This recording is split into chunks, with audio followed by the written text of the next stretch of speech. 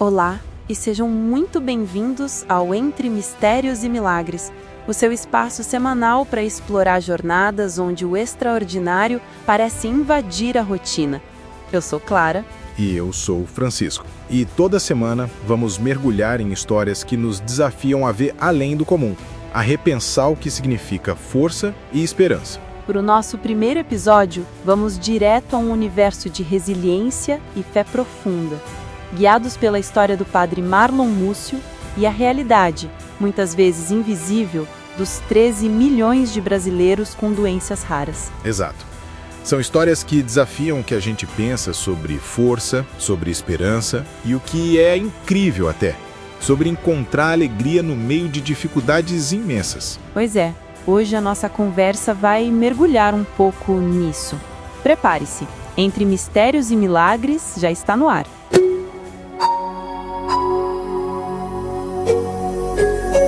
Entre Mistérios e Milagres. O nosso primeiro programa foca na jornada do padre Marlon Múcio e também na realidade dos 13 milhões de brasileiros com doenças raras. Para isso, a gente se baseou em trechos do documentário Milagre Vivo, em reportagens tipo a do Fantástico, artigos da ACI Digital, do SED Santos e informações sobre um hospital bem especial que surgiu daí. E a ideia aqui é tentar entender um pouco melhor essa experiência humana, sabe? De onde vem essa força toda para lidar com tanto sofrimento? Qual o papel da fé nisso? Do humor? Da comunidade? E a escala é enorme, né? Gigantesca. 13 milhões de pessoas.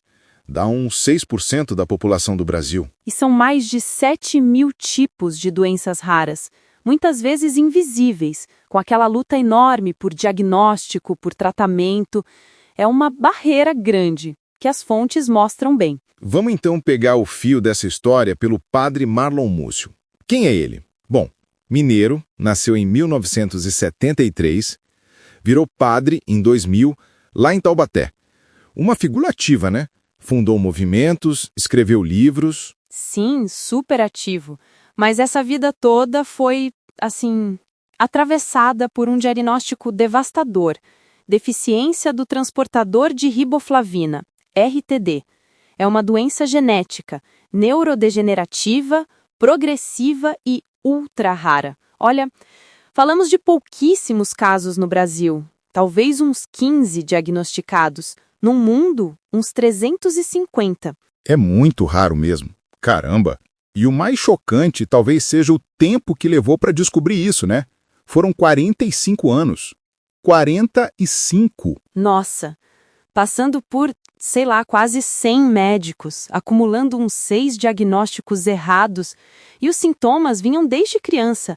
Feridinhas quando nasceu, perda de audição aos 7 anos, cansaço, dificuldade para mastigar, para engolir. Finalmente, em 2019, descobriu qual era a verdadeira doença.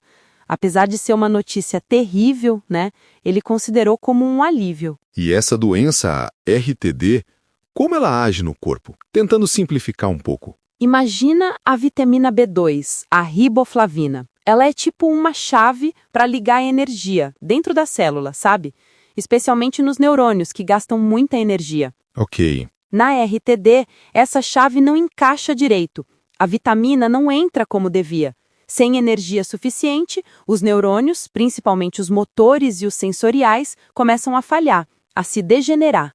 E isso afeta coisas básicas: a audição, visão, fala, engolir, movimento e a respiração, né, que vira um ponto bem crítico para ele. A respiração é o ponto mais delicado. Ele chegou a um ponto de dependência muito severa. Precisa de ventilação mecânica 24 horas por dia. 24 horas? Sim, se ficar uns 15 minutos sem é fatal. Ele usa a traqueostomia, aquele tubinho na traqueia, que precisa de limpeza o tempo todo por causa da secreção. E a medicação deve ser absurda. Ele mesmo fala, mais de 281 comprimidos por dia. 281 comprimidos para me manter vivo, ele disse. Meu Deus, é difícil até de processar. Aquela frase dele é forte, né? Só desistir me cansa. Uma dor crônica que ele controla com morfina. Com o seu bom humor, sempre diz brincando: vivo à base de fé e de morfina. É uma combinação muito dura. Essa dependência física total e a mente completamente lúcida, né? Muito desafiador. E mesmo com tudo isso, ele mantém umas posturas que, nossa, impressionam. Aquela placa no quarto: é proibido reclamar. E a frase: eu tenho uma doença rara, mas ela não tem a mim. Essa recusa em se deixar definir pela doença é muito forte, né? A doença está ali, mas ele se recusa a ser só isso. E ele deixa muito claro onde ele busca essa força. Na fé, imagina, na fé católica, explicitamente. Se não fosse a fé católica, eu não estaria vivo, ele afirma. E como essa fé funciona na prática? Não parece ser aquela fé que nega o problema, né? O sofrimento é real. Não, de jeito nenhum. Parece mais uma fé que ajuda a dar um sentido diferente, sabe? A encaixar esse sofrimento numa história maior, num propósito. E o mais curioso é que isso convive com uma leveza, um humor. É verdade. Podemos ver isso nas placas espalhadas pela casa. Tem uma que eu acho muito legal. Nesta casa, até a tristeza pula de alegria. É quase um ato de resistência, né? Usar o humor assim. E essa capacidade de encontrar força e até humor não é só dele. A busca por um sentido maior, seja na fé, seja em outra coisa, o humor como ferramenta de sobrevivência psicológica quase obrigatório. E uma rede de apoio. Família, amigos, comunidade, nem se fala. Fico pensando nos 13 milhões de brasileiros que enfrentam essa luta sem apoio do sistema de saúde, né? O custo absurdo dos tratamentos, das terapias, que nem sempre o SUS ou o plano cobrem, né? Exato. Além disso, a falta de centros especializados, o peso financeiro, emocional, logístico. No meio desse turbilhão todo, é aí que a história do Padre Marlon dá outra virada interessante.